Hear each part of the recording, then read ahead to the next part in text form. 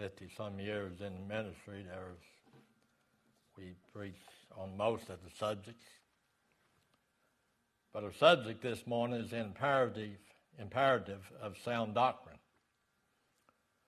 And if I ask you what your doctrine is, I'm merely asking you, what do you believe? 1 Timothy chapter 1. 1 Timothy chapter 1, verse 1. Paul, an apostle of Jesus Christ, by the commandment of God, our Savior and Lord Jesus Christ, which is our hope. Unto Timothy, my son in the faith, grace, mercy, and peace from God our Father and Jesus Christ our Lord.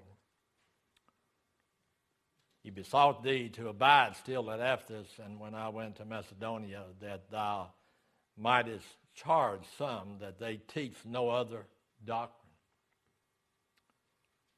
Neither give heed to fables and endless genealogies, which minister questions rather than godly edifying, which is in faith.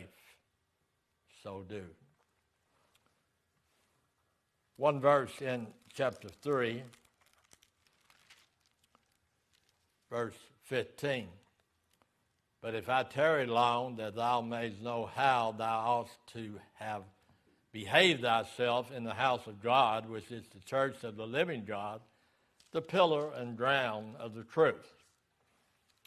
Doctrine is what divides.